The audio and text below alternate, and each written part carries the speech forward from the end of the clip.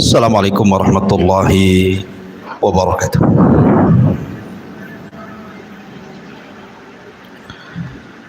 Alhamdulillah wassalatu wassalamu ala Rasulillah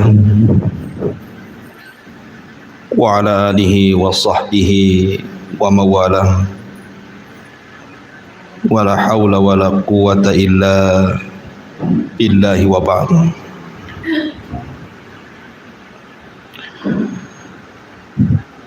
Alhamdulillah, di pagi menjelang siang ini kita kembali mengkaji tafsir dari surah-surah pendek di dalam juz amma.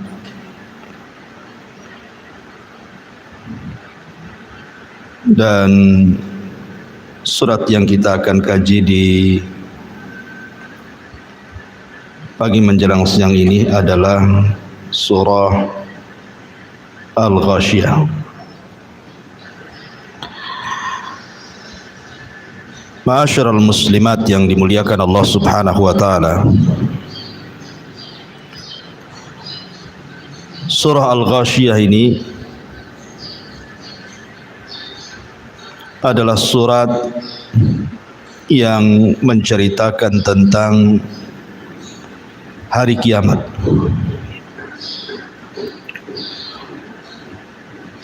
Dan nanti banyak kita akan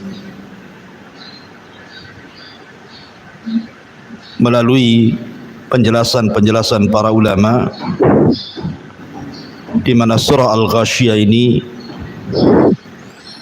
menceritakan dua kondisi orang-orang yang masuk ke dalam sorga dan bagaimana kondisi mereka,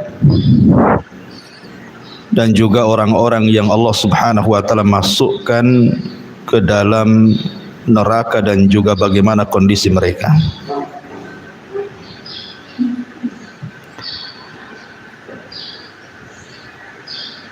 Taib, kita langsung saja karena memang banyak penjelasan yang harus kita jelaskan nantinya.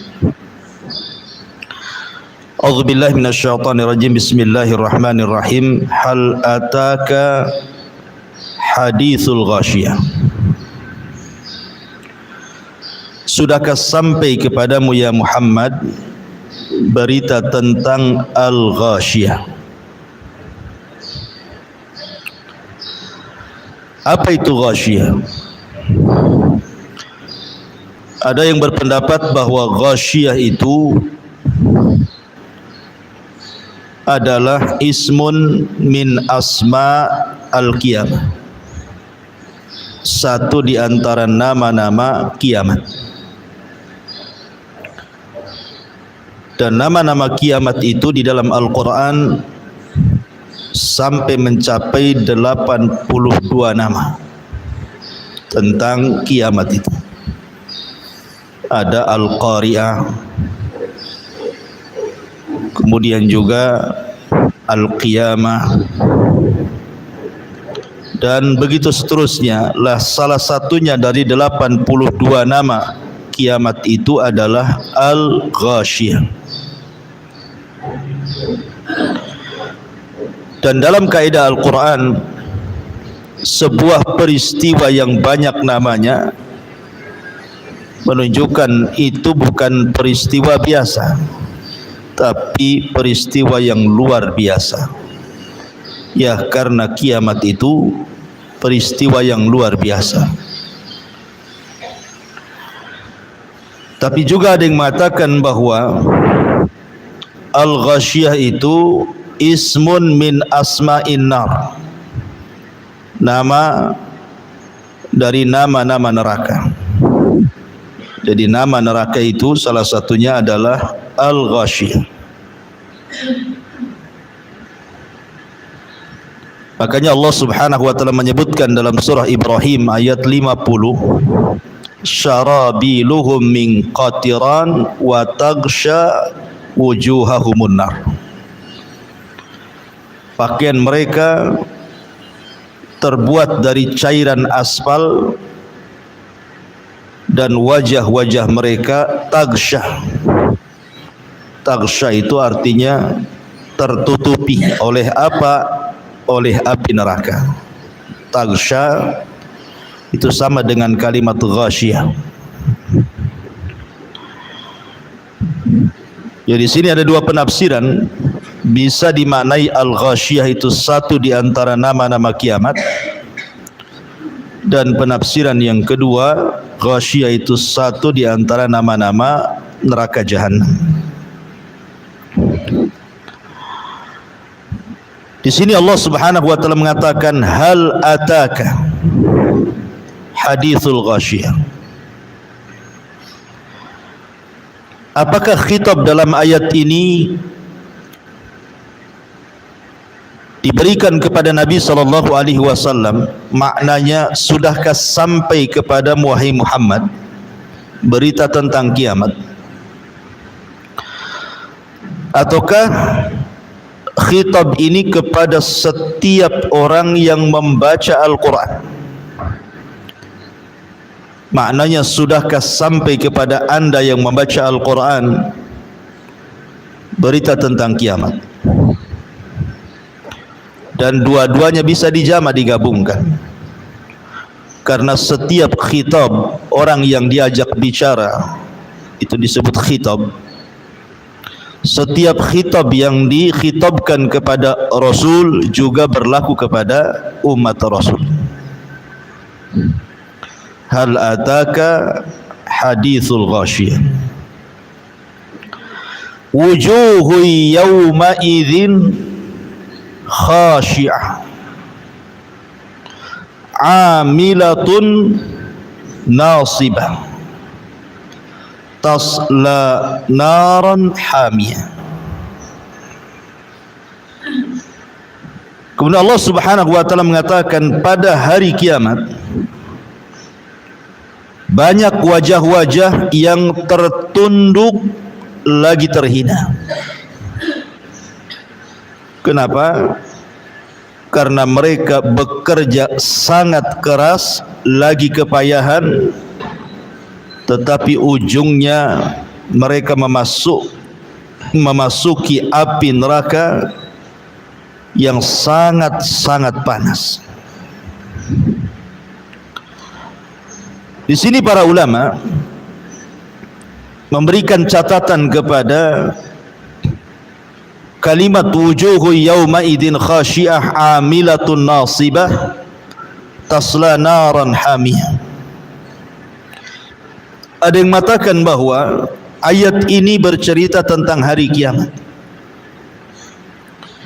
Apabila manusia dibangkitkan di padang mahsyar setelah tiupan sangkakala kedua Israfil, maka ada orang-orang yang mereka betul-betul khusyuk, betul-betul khusyuk di hadapan Allah Subhanahu wa taala, dan ingin bekerja keras supaya mendapatkan keridhaan Allah Subhanahu wa taala. Pertanyaannya, apakah bermanfaat?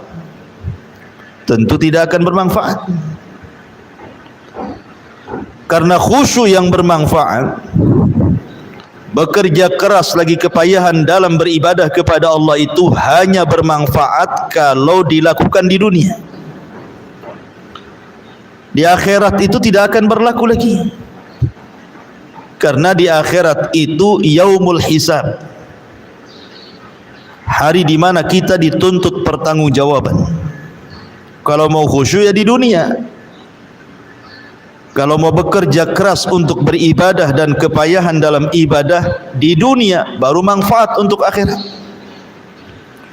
Makanya Ali radhiyallahu anhu mengatakan, al-yaum yaumul amal wa ghadan yaumul hisab.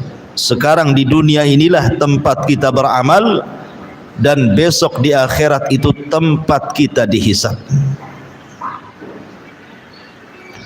Jadi kalau ingin khusyuk ya di dunia, dan ibadah itu memang ada kepenatan, ada kelelahan. Ibu sholat, lelah sholat itu kalau mau mengikuti betul-betul sunnah Nabi SAW. Karena ibadah itu kan tingkatan-tingkatan, Bu. Ada ibadah itu jelek sekali, ada ibadah itu pertengahan, ada ibadah itu baik sekali, dan itu yang bisa melakukannya kita sendiri. Ada yang ibadah asal-asalan kan, Bu. Orang beribadah itu asal-asalan saja, yang penting kewajibannya menurut dia sudah selesai. Ada ibadah mungkin sedikit agak baik, tapi ada ibadah itu yang betul-betul dia beribadah itu di atas puncak kebaikan. Mulai daripada wudunya betul-betul diperhatikan, pakaiannya, kemudian tempat solatnya, sampai ke gerakan-gerakan solatnya betul-betul dia persembahkan kepada Allah Azza wa Jalla. Artinya itu kembali kepada diri kita yang melakukan ibadah. Karena kehusyuan itu dikembalikan kepada kita sebenarnya. Kalau wudunya saja bermasalah, macam mana mau khusyuk solatnya?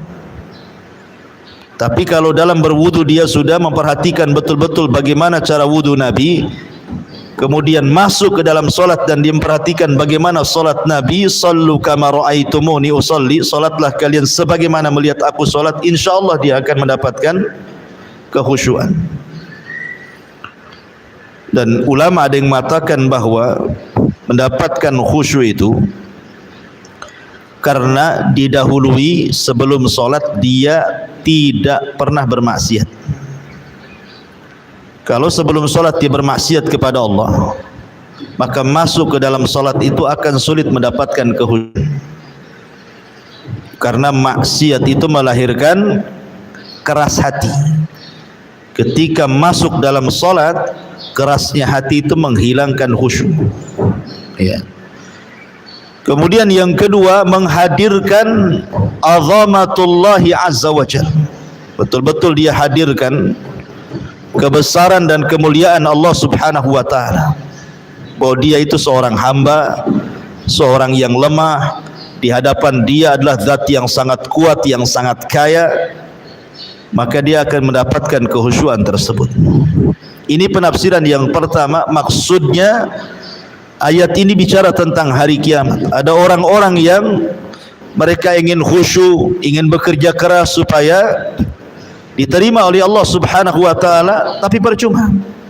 Makanya lihat bagaimana sebagian orang-orang di neraka itu, di padang mahsyar itu, mereka mengatakan sebagaimana dihikayatkan dalam Al-Qur'an. Mereka mengatakan wa qalu absarna wa sami'na na'mal salihan inna muqinun. Ya Rabb, kami sekarang sudah melihat bagaimana jahanam di hadapannya. Ya Rabb, kami sudah mendengar.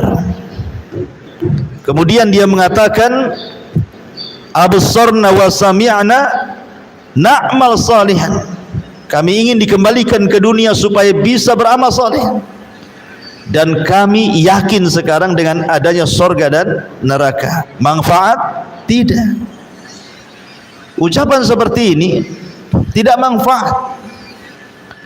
Jangankan lagi di akhirat, di alam kubur saja penduduk barzah itu mengatakan, laula akhartani ila ajalin qarib la asaddaqa wa akum minas salihin. Kan, kalau seandainya Allah Subhanahu wa taala berikan kesempatan sekali lagi saya hidup di dunia, maka saya akan sedekahkan seluruh hartaku dan saya akan bergabung bersama orang-orang yang soleh. Manfaat? Tidak ada manfaatnya, karena ucapan ini diucap setelah kematiannya. Begitu juga setelah terjadinya kiamat, tidak ada manfaat. Tetapi yang bermanfaat itu harusnya ketika dia masih hidup, dia mengatakan sami'na wa ata'na.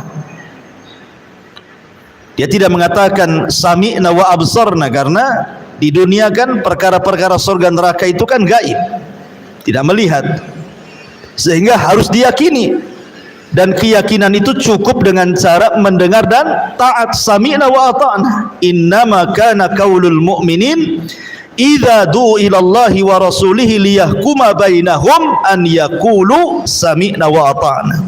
Kata kunci seorang mukmin apabila dipanggil Allah dan Rasulnya untuk berhukum dengan sesuatu, maka mereka mengatakan kami dengar dan kami taat. Ini satu penafsiran. Penafsiran yang kedua, ayat ini bicara tentang al-Yahud wan Nasara. Ayat ini bicara tentang kaum Yahudi dan kaum Nasrani. Jadi orang-orang Yahudi, orang-orang Nasrani digambarkan oleh Allah Subhanahu wa taala, wujuhu yauma idzin khasyiyah. Pada hari kiamat wajah-wajah mereka tertunduk hina karena di dunia bekerja keras dan kepayahan, tapi di akhirat tasla naran hamiyah. Percuma kerja kerasnya, ujung-ujungnya masuk neraka. Dalam sebuah athar yang dinukilkan oleh Imam Ibnu Katsir rahimahullahu taala, jadi suatu ketika Umar bin Khattab radhiyallahu an melewati tempat tinggal seorang pendeta. Di zaman Umar itu lewat di sebuah daerah, di situ melewati tempat seorang pendeta. Lalu Umar memanggil pendeta tersebut. Kemudian tiba-tiba ketika muncul pendeta tersebut di hadapan Umar bin Khattab radhiyallahu an, tiba-tiba kemudian Umar memandang pendeta itu, wa yabki, kemudian menangis. Sang pendeta heran, kok gara-gara memandang dia kok bisa nangis gitu ya. Akhirnya pendeta mengatakan, ya Amiral Mukminin, ma yubkik. Wahai Amiral Mukminin, apa yang membuat anda menangis ketika melihat diriku?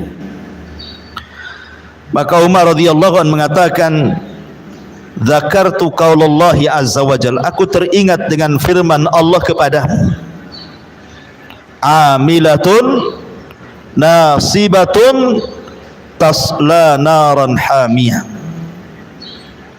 Kata Umar bin Khattab radhiyallahu an, ada orang-orang yang bekerja keras dan juga keletihan dalam beramal saleh di dunia, tapi ujung-ujungnya Allah masukkan ia ke dalam neraka. Fadzakal ladzi abkani, itulah yang menjadikan aku menangis, kata Umar, sambil mengisyaratkan kepada pendeta itu maksudnya. Ya. Kenapa demikian? Karena setelah diutusnya Nabi sallallahu alaihi wasallam, seluruh agama tidak berlaku. Inna dina indallahil Islam. Agama yang paling diridhai Allah itu hanyalah agama Islam. Wa man yabtaghi ghairal islami dinan falan yuqbala minhu. Barang siapa yang mencari selain Islam itu sebagai agamanya, falan yuqbala minhu, dia tidak akan diterima. Cukup sampai di sini tidak?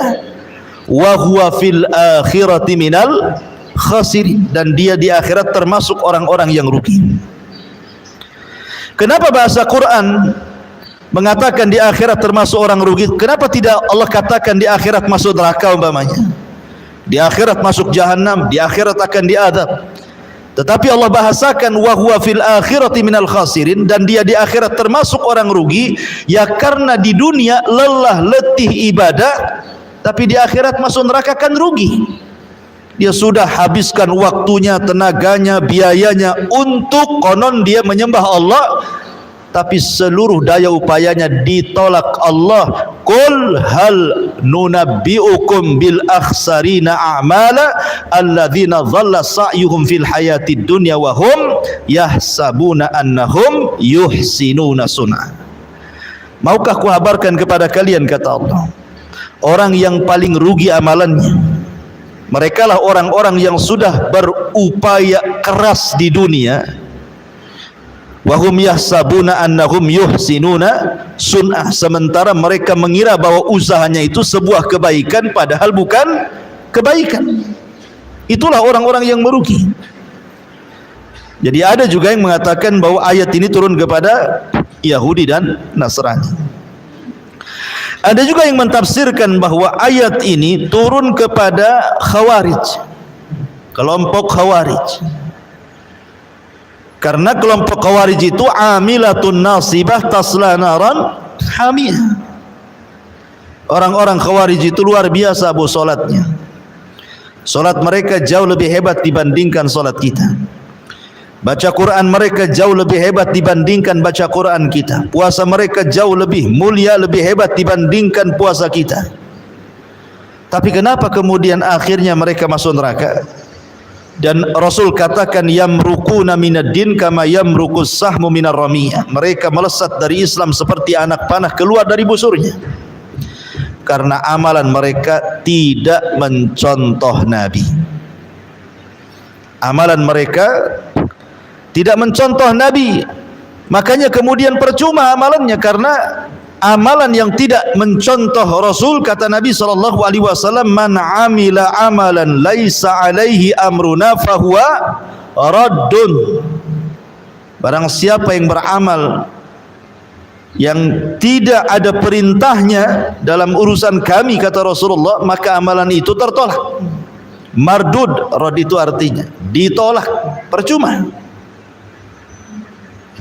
Jadi orang-orang Khawarij itu, makanya suatu ketika ada seseorang yang datang kepada Imam Al-Hasan Al-Basri rahimahullahu ta'ala. Hasan Al-Basri mengatakan, sesungguhnya orang-orang Khawarij itu sebenarnya bukan beramal karena Allah. Mereka sedang beramal karena dunia. Kemudian orang ini membantah perkataan Imam Hasan Al-Basri dan mengatakan, ya Imam, aku melihat dengan mataku.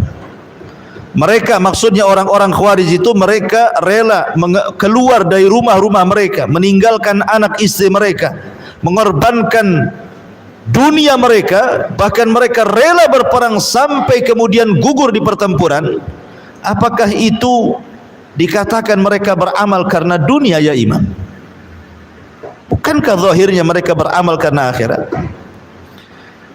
Kemudian Imam Hasan Al-Basri membantah orang ini dan mengatakan, karena kan orang-orang Khawarij itu kebiasaan mereka memberontak kepada pemerintah yang sah.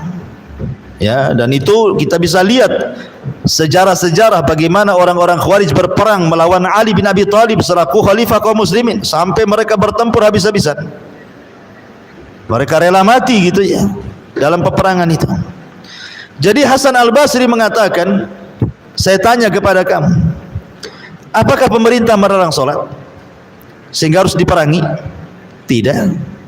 Apakah pemerintah melarang kalian berpuasa sehingga harus diperangi? Maka orang ini mengatakan tidak. Apakah pemerintah melarang haji sehingga harus diperangi? Orang ini mengatakan tidak. Apakah pemerintah melarang engkau berpakaian muslim seperti ini? Dia mengatakan tidak. Apakah pemerintah melarang ibadah-ibadah? Tidak. Kenapa harus diperangi? Kalau memang pemerintah membiarkan kita sholat, membiarkan kita puasa, membiarkan kita haji, membiarkan kita berpakaian muslim, membiarkan kita beribadah, lalu apa gunanya Anda menyerang pemerintah itu apa? Kan tujuan kita untuk ibadah. Lah kita sudah bisa ibadah, kenapa kemudian diserang? Tujuan kita ini wa ma khalaqtul jinna wal insa illa liya'budun, dan kita sudah bisa beribadah dengan tenang. Apalagi yang Anda cari? Kenapa Anda membuat kerusuhan untuk supaya ibadah kita tidak tenang jadinya? Ya. Ma'asyiral muslimat yang dimuliakan Allah Azza wa Jalla, dari sinilah maka ayat ini ada yang mengatakan turun kepada Khawarij, karena Rasul mengatakan yahkiru ahadukum salatahu ma'a salatihim wa siyamahu ma'a siyamihim yaqra'unal Qur'an la yujawizu tarakiyahum yamruquna minad din kama yamruqus sahmu minar ramiyah.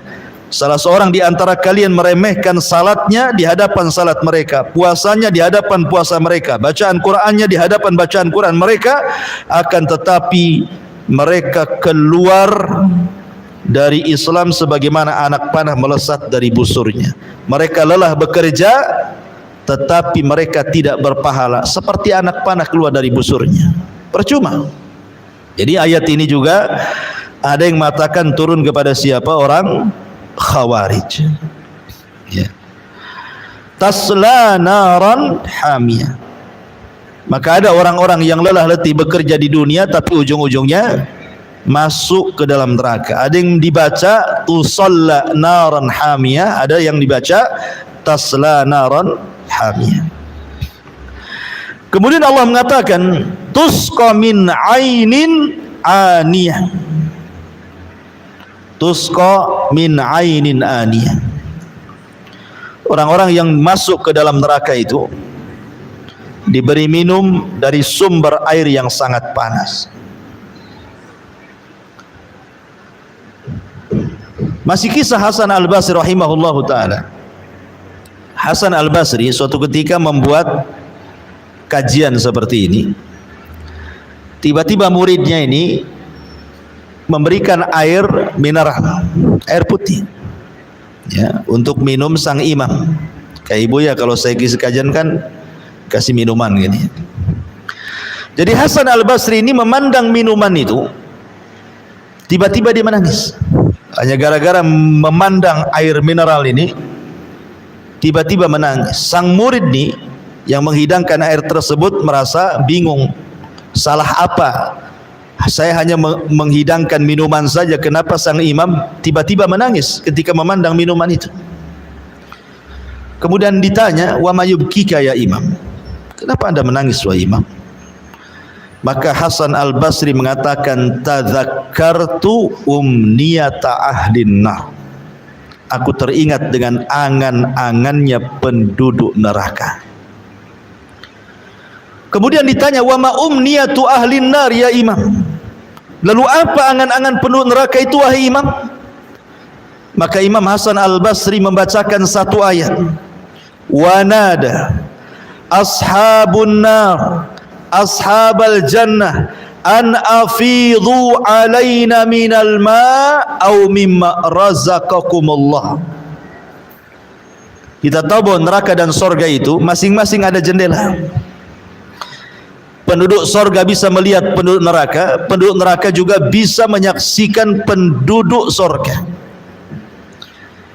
Jadi penduduk neraka ini berteriak-teriak, wa nada ashabun nar ashabal jannah. Berteriaklah penduduk neraka kepada penduduk sorga. Apa teriakannya? An afidhu alaina minal ma. Bisa enggak kalian hantarkan air yang Allah anugerahkan kepada kalian di sorga, hantarkan ke neraka?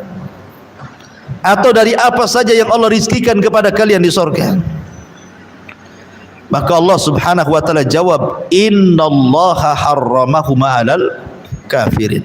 Enggak bisa, karena Allah sudah haramkan keduanya, baik minuman ataupun makanan, kepada orang-orang kafir yang ada di neraka. Jadi di neraka itu tidak ada air. Maksudnya tidak ada air yang Allah anugerahkan seperti air-air yang Allah anugerahkan di sorga.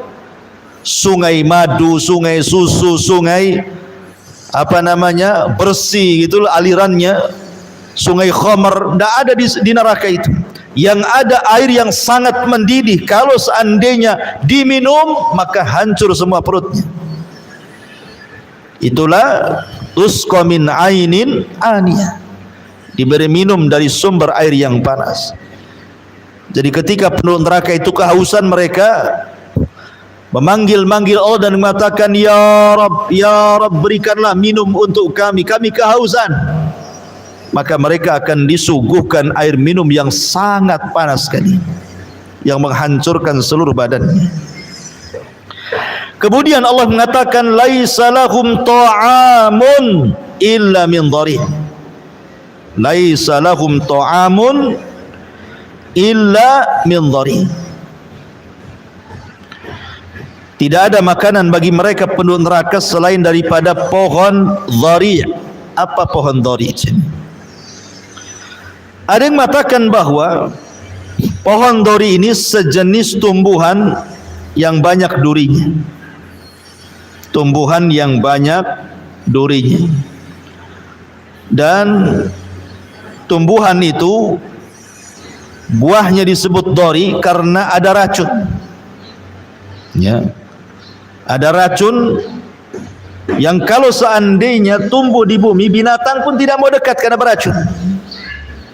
Jadi buahnya banyak durinya dan beracun. Ya. Ini dhari yang ada di bumi. Bagaimana dhari yang ada di neraka? Tentu makanan ini sangat-sangat luar biasa, tidak bisa dimakan dan bisa menghancurkan tenggorokan. Belum lagi sampai ke perut, tenggorokan sudah hancur karena banyak durinya. Ketika dia hendak memasukkan air untuk mendorongnya, malah hancur semuanya. Kenapa kemudian disebut dhari? Dhari ini artinya tadarru'. Tadarru' itu memelas bahasa kitanya, ya. Karena ketika makanan ini dimakan, dia memelas kepada Allah supaya dikeluarkan. Ya Allah sampai tersiksa dia, sehingga memelas gitu ya, supaya dikeluarkan lagi karena sudah tidak bisa dikeluarkan, sudah nyarang di tenggorokan dia dan menghancurkannya. Makanya kemudian disebut dhari, karena dia tadarru, memelas kepada Allah untuk dikeluarkan, tapi tidak bisa karena sudah masuk ke dalam rahang dia dan menghancurkan rahangnya. Sebelum ke perutnya, rahangnya sudah hancur duluan. Ma'asyiral muslimat yang dimuliakan Allah Azza wa Jalla, ada juga yang mengatakan bahwa makanan penduduk neraka itu adalah makanan dari darah dan nanah penduduk neraka itu sendiri. Jadi kalau penduduk neraka itu kelaparan, maka akan disuapi nanah dan darah dari penduduk neraka itu sendiri. Sebagaimana Allah menyebutkan dalam surah Haqqah 36, wala ta'amun illa min ghislin, dan tidak ada makanan bagi penduduk neraka kecuali ghislin. Ghislin itu artinya perpaduan nanah dan darah, itulah makanan. Ada juga yang mengatakan bahwa makanan penduduk neraka itu disebut zakum, pohon zakum, yang Allah katakan inna syajarataz zakum ta'amul athim kal muhli yaghli fil butun ka ghalil hamim. Sesungguhnya pohon zakum adalah makanan bagi orang-orang yang berdosa, sebagaimana minyak yang panas yang mendidih dalam tubuh, sebagaimana mendidihnya air yang sangat panas sekali. Jadi bukannya mengenyangkan, malah kemudian menghancurkan. Makanya dalam sebuah penafsiran, datang Abu Jahal hendak mengejek tentang pohon zakum. Jadi kata Abu Jahal ini, dia mengatakan kepada orang-orang jahiliyah, ya ma'syara Quraisy, hal tadruna ma syajaratuz zakum allati yukhawwifukum biha Muhammadun. Wahai orang-orang Quraisy, tahukah kamu apa itu pohon zakum? Pohon zakum ini tumbuh di neraka, akarnya sampai ke dasar jahanam. Jadi Abu Jahal ini ingin mengolok-olok Nabi dan mengatakan, wahai orang-orang Quraisy, tahu enggak kalian pohon zakum itu? Yang Muhammad itu selalu menakut-nakuti kalian dengan pohon itu. Maka orang itu mengatakan, la ya Abu Jahal, tidak, kami tidak tahu apa itu zakum. Apa kata Abu Jahal? Zakum itu adalah ajwatu yathriba bizubad atau bizubdi, wallahi la in istamkanna minha lanazkumannahan tazakkuman. Kata dia, zakum itu kurma Madinah. Kata Abu Jahal itu kurma Madinah loh, kata. Bukan apa-apa, kata Abu Jahal itu. Kemudian dia mengatakan, demi Allah, seandainya saya bisa mendapatkan pohon zakum, niscaya saya akan memakan pohon itu dan akan memakan dari buahnya sepuas-puasnya. Ini kan kurang ajar kan, mengejek. Ya, Abu Jahal mengejek Nabi SAW, mengejek ayat-ayat Al-Quran. Padahal lihat bagaimana Nabi SAW mengatakan, lau anna qitratan minaz zakum, kalau seandainya ada satu getah, ya, getah dari pohon zakum itu, qutirat, menetes di bumi, la amarrat ala ahli al-ardi aisyahum fa kaifa man laisa lahum ta'amun illa zakum. Maka niscaya akan merusak kehidupan seluruh penghuni bumi. Bagaimana lagi dengan mereka yang tidak ada makanan kecuali pohon zakum itu. Jadi kalau seandainya getahnya saja, satu tetes saja, itu getah zakum neraka itu diteteskan di bumi, satu dunia makanan akan rusak, satu dunia minuman akan rusak, tidak bisa dimakan dan minum. Itu baru getahnya tuh, kata Rasul. Gimana kalau makan? Maka di sini apa yang dikatakan Abu Jahal itu hanya hendak memperolok-olok Al-Quran dan Nabi SAW. Dan semua makanan dan minuman di sorga itu, kata Allah, la yusminu wa la yugni minju, tidak menggemukkan dan tidak menghilangkan lapar. Ibu kalau lapar kemudian makan, pasti kenyang. Apalagi kalau biasanya makan satu piring, ibu makan 3 piring, pasti kenyang. Coba saja, ya. Kalau ibu haus nih, ibu minum 1 gelas, apalagi 1 jerigen, hilang tuh hausnya, yang ada kembung perut kan itu. Tapi ini makanan ini, ketika lapar dimakan, bukan makin kenyang, makin lapar. Dan ketika minuman itu diminum, bukan hilang hausnya, makin kehausan. Makanya Allah mengatakan la yusmin wa la yughni min ju', tidak menggemukkan dan tidak pula menghilangkan lapar. Orang kalau banyak makan kan lama-lama gemuk kan, ya. Apalagi kalau sudah makan malam pasti gemuk. Tetapi makanan di neraka itu sama sekali tidak menggemukkan dan juga tidak mengenyangkan. Ini disebut kondisi halu ahli nar.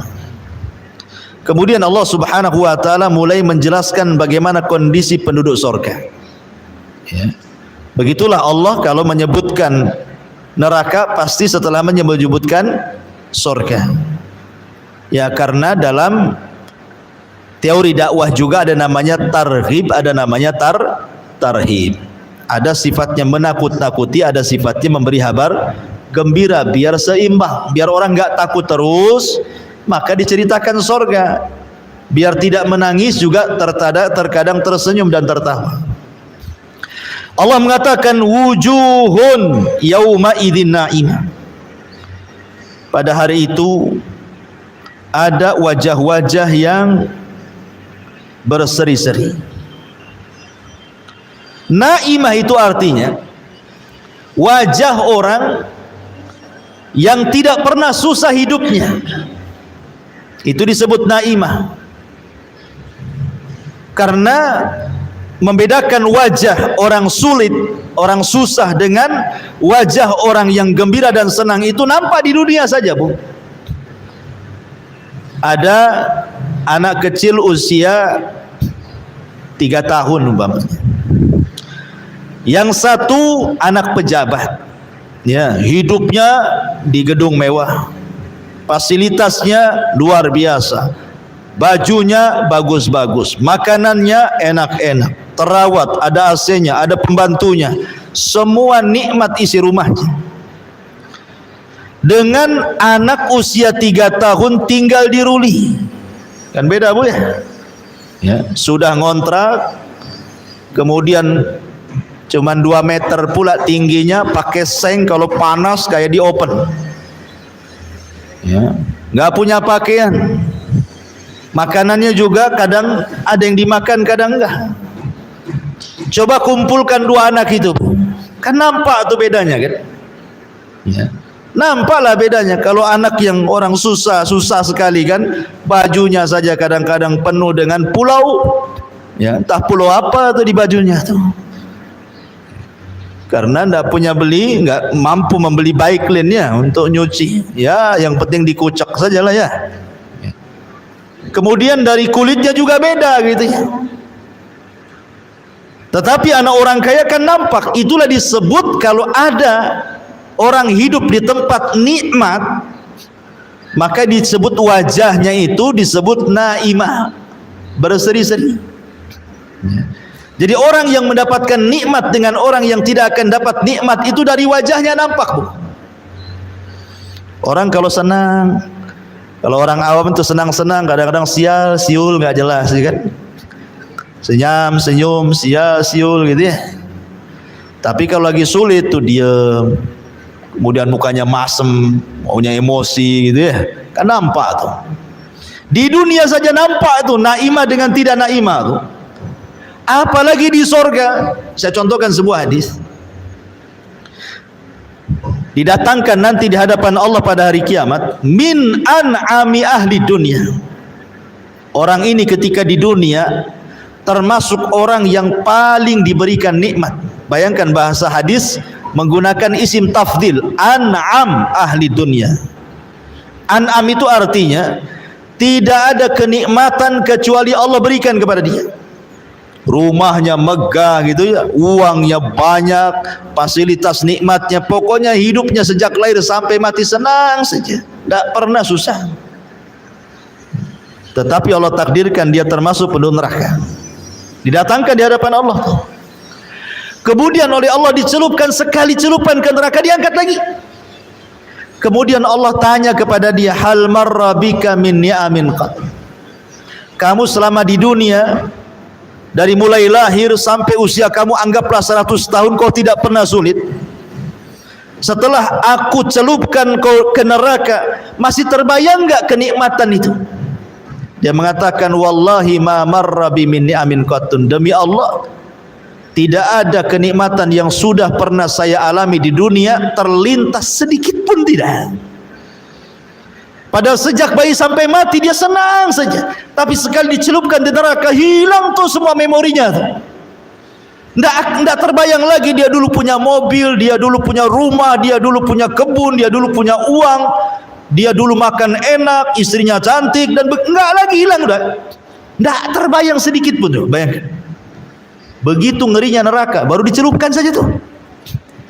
Tetapi kata Nabi SAW, ada orang yang dihadapkan kepada Allah min akhbathi ahlil ardi, termasuk orang yang paling susah sejak lahir sampai mati, tidak pernah senang hidupnya, susah, tidak punya rumah, hidup di bawah jembatan, cari rizki pun susah, kadang harus minta-minta, menahan malu, pokoknya susah lah. Semua kesusahan ada pada dia sejak lahir sampai mati. Tetapi dia termasuk ahlil jannah, penduduk sorga. Kemudian Allah panggil, Allah celupkan di sorga. Kemudian habis dicelupkan, diangkat lagi dari sorga.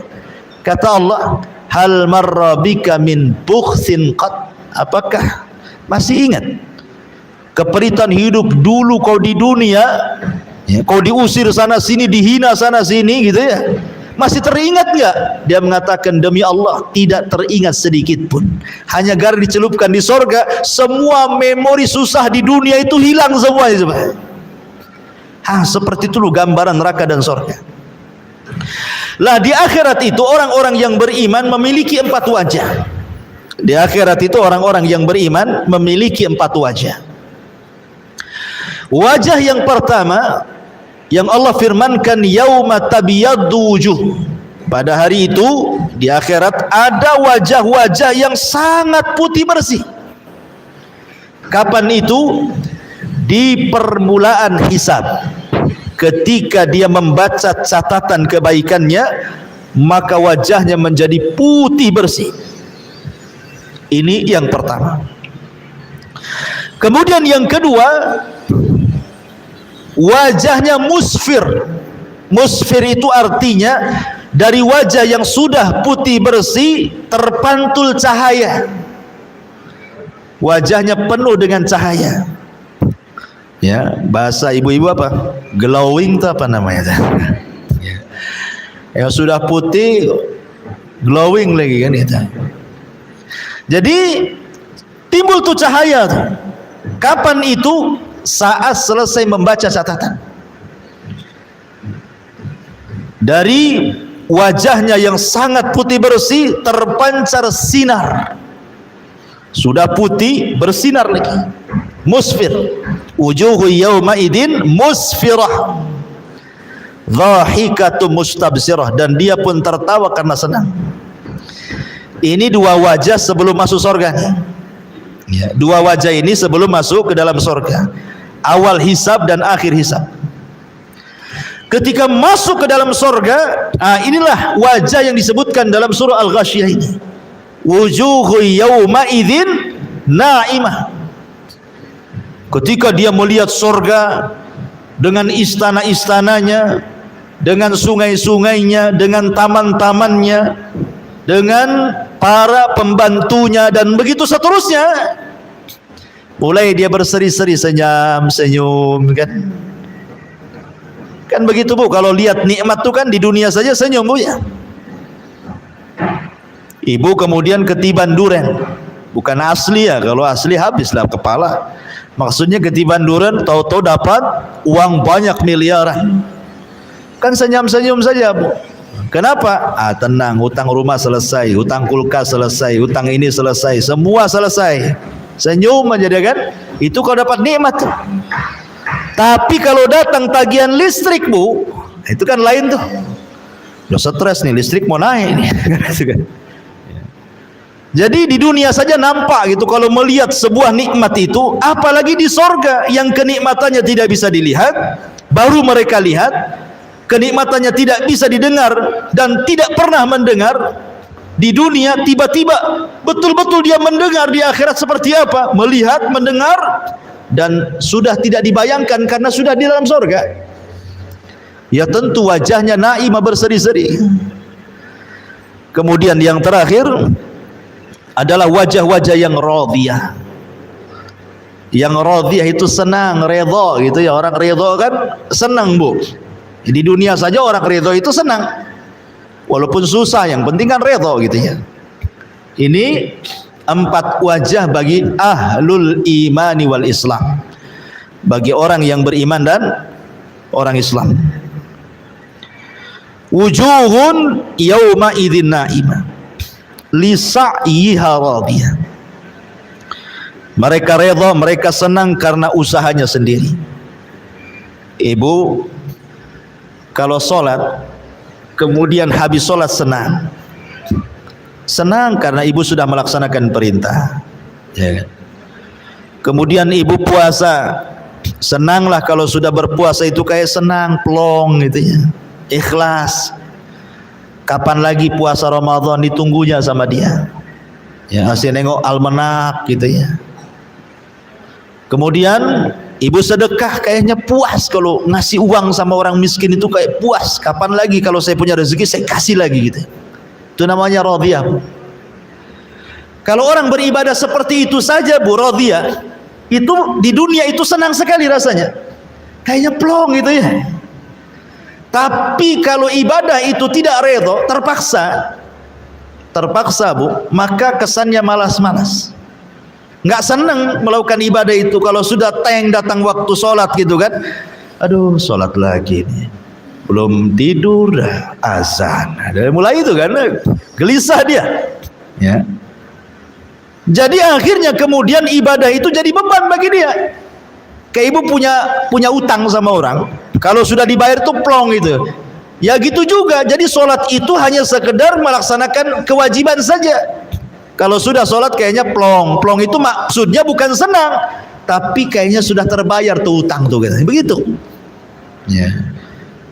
Jadi ada orang-orang di dunia saja kita melaksanakan ibadah penuh ikhlas, ridho, ditunggu kapan sholat asar datang, itu sudah bagi kita itu tidak terbebani semua ibadah itu.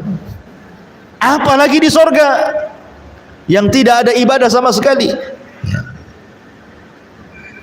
Ma'asyiral muslimat yang dimuliakan Allah Azza wa Jalla, maka orang yang merasa redha dengan ibadahnya, maka itu orang yang akan mendapatkan redha dari Allah.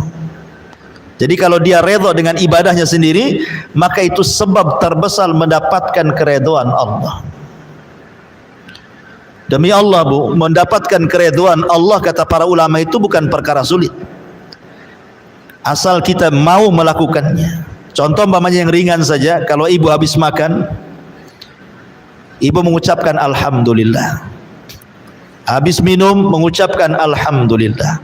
Dalam setiap hal ibu katakan alhamdulillah. Katakan alhamdulillah ala kulli hal, pada setiap kondisi. Mau susah, alhamdulillah. Ya, sesusah-susahnya saya masih bisa makan. Terus sebelah itu sesusahnya dia susah sampai kurus. Kan itu ya. Dia masih bersyukur gitu maksudnya ya. Dengan yang ada itu masih disyukuri. Itu salah satu sebab terbesar ibu mendapatkan ridha Allah. Karena memang orang yang seperti ini menerima apapun yang diberikan oleh Allah Azza wa Jalla, itu syarat terbesar untuk dapat ridha. Ketika dia ridha dengan apa yang diberikan oleh Allah, maka Allah pun ridha kepada dia. Ketika dia tidak ridha akan apa yang diberikan Allah, maka Allah pun tidak akan ridha kepada dia. Karena orang yang tidak ridha dengan pemberian Allah, biasanya dia menjadikan Allah itu objek celaan. Biasanya seperti itu. Orang yang tidak redha nih pemberian Allah, Allah jadi objek celaan kita tuh. Ya. Ya Allah, kenapa aku saja yang susah? Kenapa enggak sebelah saja disusahkan tuh? Nah, itu ya. Asih aku aja yang sakit bertahun-tahun, kenapa orang itu sehat-sehat saja? Ya. Asih aku aja anaknya nakal, kenapa anak-anak baik, anak-anak orang itu baik ya? Karena engkau tidak mendidiknya kan gitu. Jadi malah Allah yang disalahkan tuh. Ya, jangan seperti itu. Ya, lisa'yiha radiyah. Mereka senang karena usahanya sendiri, maksudnya saat masih di dunia mereka beramal soleh, mereka salat, puasa, membayar zakat, haji, membaca Quran, mereka menjaga diri dari hal-hal yang haram, sehingga di akhirat mereka mendapatkan balasan di mana Allah akan redha kepadanya. Kemudian Allah mengatakan fi jannatin 'aliyah. Mereka akan masuk ke dalam sorga yang tinggi. Sorga itu bertingkat-tingkat. Makanya sering saya katakan Syekhul Islam Ibn Taimiyah sampai ketika memberikan sarahan hadis, Allah memanggil penduduk sorga dan mengatakan iqra wartaq warattil kama kunta turattil fid dunya fa inna manzilataka inda akhiri ayatin taqra'uha. Bacalah Quran wahai fulan, sambil kau naik, maksudnya terbang. Ya, di sorga itu semua manusia akan terbang karena tidak ada gravitasi.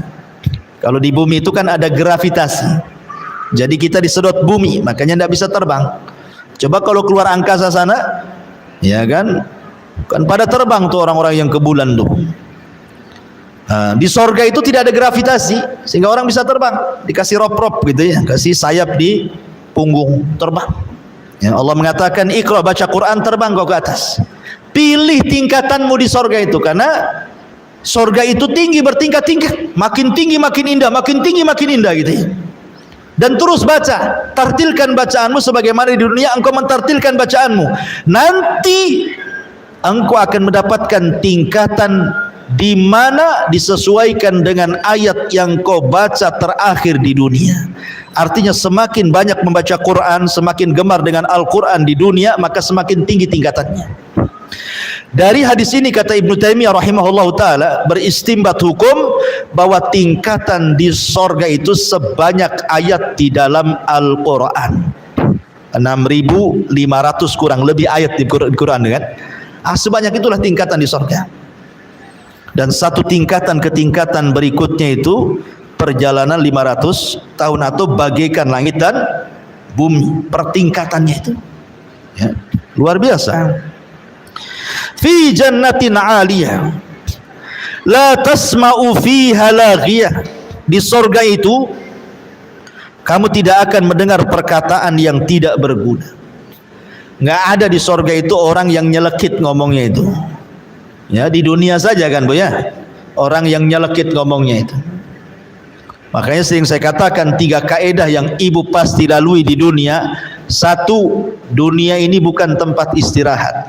2, ibu tidak mungkin selamat dari ucapan manusia. 3, ibu pasti mati. Ya. Makanya ada 3 hal. Ibu pasti akan disakiti, ibu pasti lelah, ibu pasti mati. Ya, itu 3 perkara akan dilalui itu. Tidak selamat. Orang tidak akan selamat, orang tidak akan istirahat di dunia. Artinya akan tetap ada ujian. Selesai dari ujian ini datang pula ujian yang lain. Selesai ujian yang lain, datang pula ujian yang lainnya. Begitulah dunia, darul bala, tempat ujian. Manusia tidak akan selamat dari ucapan manusia. Ibu mau sembunyi di mana saja tetap ibu diomongin orang. Ya, coba saja Bu, ibu menghindar dari ucapan manusia, ngurung diri, jangan pernah keluar. Tutup jendela, tutup pintu, tutup ventilasi. Ya kan? Tetap saja orang mengatakan, jangan-jangan itu sakit jiwa, orang itu tidak pernah keluar gitu kan.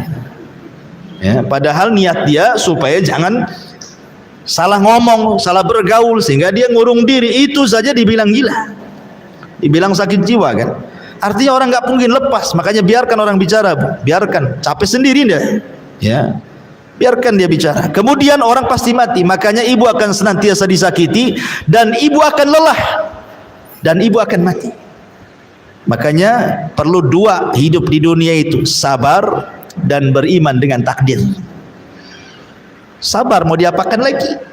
Memang seperti itu orang hidup di dunia kan, harus sabarlah. Dan beriman dengan takdir, bahwa ujian dan ucapan orang itu semua sudah ditakdirkan. Kalau orang berjalan dengan takdir, tenang, biarkan sudah ngomong. Dia ngomong gitu sama saya kan sudah takdirnya, memang di hari ini ngomong sama saya. Nah, selesai kan? Ya. Bu, itu orang itu kok ngomong begini-begini sama, nggak apa-apa, itu kan sudah ditulis 500 tahun sebelum Allah ciptakan langit dan bumi, kan tenang kalau ngomong gitu. Kalau ibu kejar, ngomong apa dia? Oh kurang ajar, sampaikan. Wah itu tidak jadi, itu perang namanya, ya kan? Jadi berjalan dengan takdir. Ya, lah di sorga itu nggak akan ibu dapati orang-orang kayak gini nih. Kenapa? Karena sebelum orang masuk ke dalam sorga itu Allah sudah cabut wa naza'na ma fi sudurihim min ghillin ikhwana. Jadi perasaan dengki, perasaan dendam, perasaan hasad itu tidak ada lagi. Di sorga itu cuma satu hati, cuma satu hati. Semua sama hatinya seperti itu. Oh di bumi itu kan hatinya banyak, ada yang hasad, ada yang dengki, ada yang benci, ada yang ghibah, macam-macamnya. Kemudian Allah mengatakan fiha ainun jariyah. Di sana ada mata air yang mengalir. Di sorga itu mata air banyak. Ada yang mengalir kayak sungai, ada yang memancar dari bawah kayak pancuran. Ya, dari bawah ke atas tuh memuncrat gitu ya. Ada yang pancuran dari atas. Ya kalau orang Jawa Barat bilang curug namanya ya. Itu muncrat dari bawah, dari atas ke bawah. Ada yang dari bawah ke atas ya, memancur. Ada yang ya kayak kita di dunia lah, kita lihat. Seperti itu di sorga juga ada. Makanya kan kalau ada, gatel kali hidung ini. Jadi kalau ada nih, kita lihat tempat rekreasi coba kan, yang didatangi orang itu kan. Kayak kalau di Majalengka di tempat saya itu banyak curug tuh biasanya. Ada air terjun itu sampai meteran tinggi. Itu jadikan tempat wisata kan. Karena apa? Karena keindahannya. Orang datang semua ke situ. Sampai dari mana-mana daerah tuh ingin datang ke curug itu coba. Hanya pengen melihat air tumpah dari atas saja, itu saja. Coba ingat ya. Lah di sorga lengkap, ada yang tumpah dari atas, ada yang muncrat dari dalam bumi ke atas gitu ya, dari dalam sorga ke atas, ada yang mengalir, lengkap di sorga itu. Lah salah satunya adalah fiha ainun jariyah. Ada mata air yang mengalir. Kalau mengatakan fiha sururun marfu'ah, di sana ada dipan-dipan yang ditinggikan. Dipan-dipan yang ditinggikan. Ada yang mengatakan, sebagian penafsiran, surur di sini artinya bidadari. Ya, bidadari. Termasuk kalau ibu-ibu Allah takdirkan masuk ke dalam sorga, maka ibu bagian daripada sururun. Ya, karena ibu lebih hebat, lebih indah, lebih cantik dibandingkan bidadari. Sebagaimana perkataan Ummu Salamah. Ummu Salamah ngomong sama Nabi, ya Rasulullah, kenapa Al-Quran masih cerita bidadari saja dan tidak cerita orang wanita dunia yang masuk surga? Jadi Ummu Salamah ini ngomong begitu ya. Kok di Quran kan semua kalau mensifati wanita-wanita itu maksudnya wanita surga, yang disifati bidadari semua. Lah kami nih kalau masuk surga ya Rasulullah, bagaimana kondisi kami? Maka Rasul mengatakan, engkau wahai Ummu Salamah dan semua wanita dunia yang masuk surga jauh lebih indah dibandingkan bidadari. Kenapa? Karena Anda masuk surga dengan kepayahan, dengan sholat, puasa, zakat, haji, macam-macam, ya kan, baru masuk surga. Sementara bidadari sudah ada di surga tanpa ada kepayahan, ya. Dan marfu'ah di sini maksudnya marfu'ah itu dihilangkan. Marfu itu artinya dihilangkan, diangkat, itu artinya marfu, ya.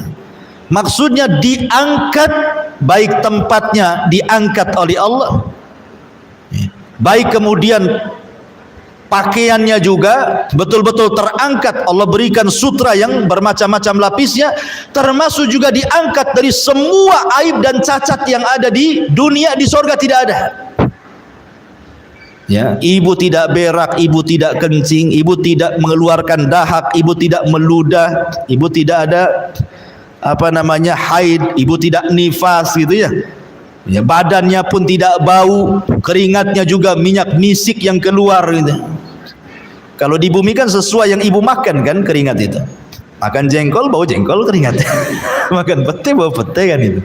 Jadi di sorga itu yang keluar ya keringat, karena beraknya penduduk sorga itu ya keringat. Kalau kita kan betul-betul kotoran yang keluar kan.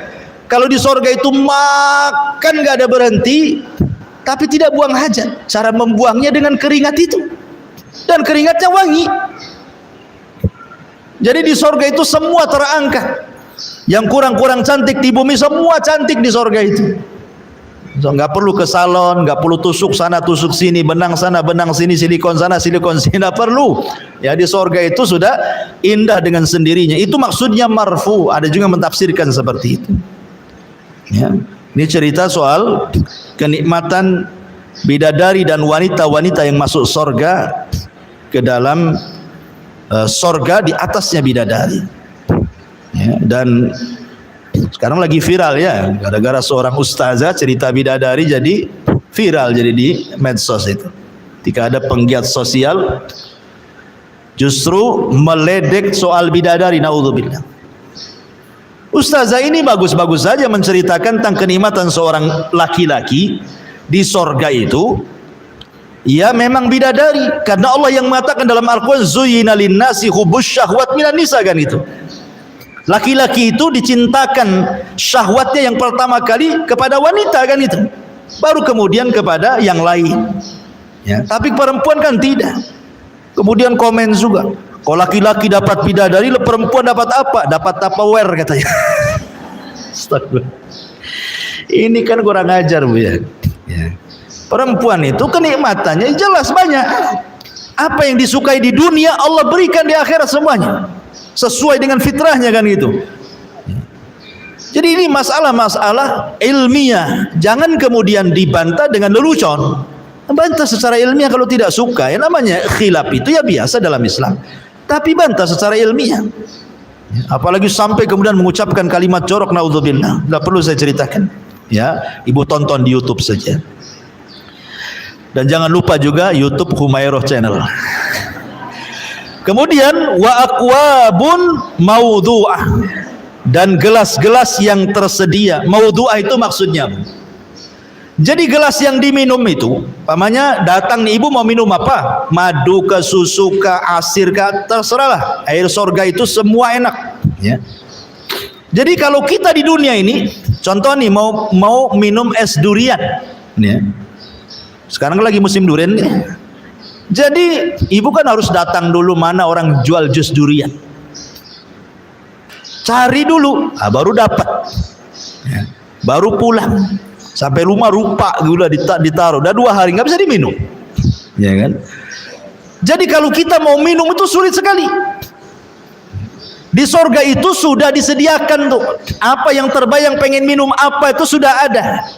Dan setelah diminum gelasnya bersih sendiri, kemudian terletak di tempatnya masing-masing.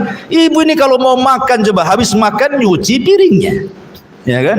Habis cuci piring dikeringkan piringnya, habis kering baru letakkan di tempat piringnya. Susah kali mau kerja di dunia ini, mau makan saja susah gitu ya. Ya. Mau makan aja sulit, harus dibersihkan pancinya, ininya, itu macam-macam. Di surga nggak ada. Itu maksudnya wa aqwabu mawdu'ah.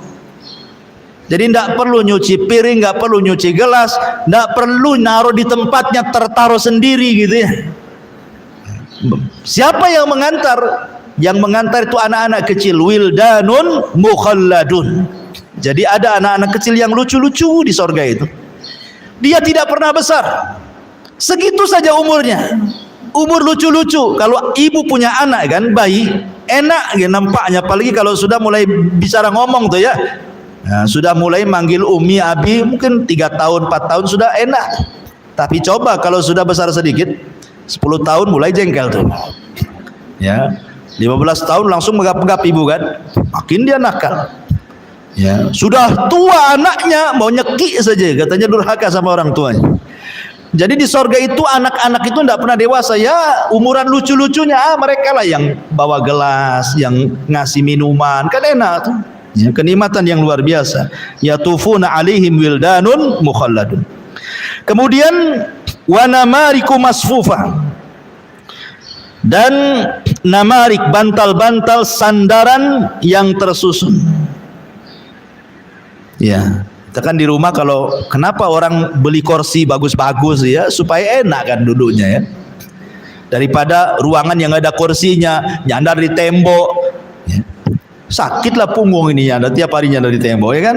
Kan kalau bisa beli kursi yang bagus sampai mahal jutaan, ratusan juta pun ada gitu. Surga nggak usah beli ya.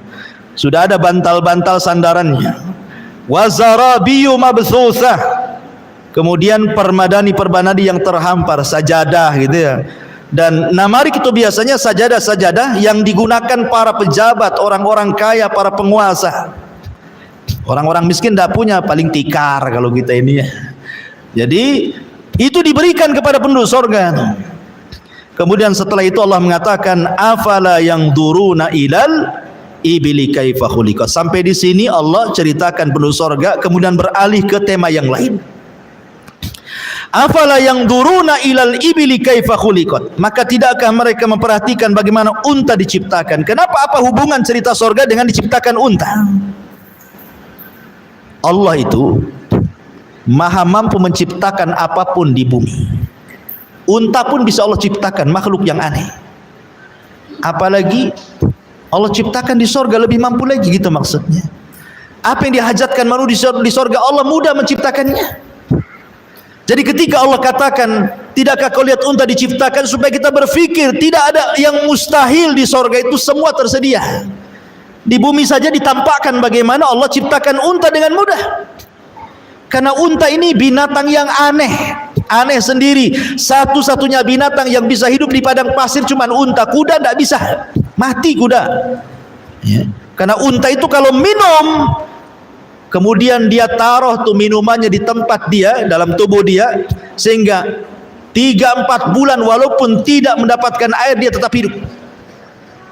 Bahkan terkadang orang-orang Baduy itu kalau mereka melakukan perjalanan di padang pasir, minumannya tidak kayak kita ditaruh di jerigen gitu ya, di aqua gelas tuh apa ya, di aqua botol, enggak, ditaruh di perut unta itu. Jadi kalau butuh minum tinggal dicucukkan aja, nanti keluar airnya.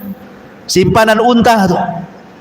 Coba dia bisa menyimpan air dalam tubuhnya tuh.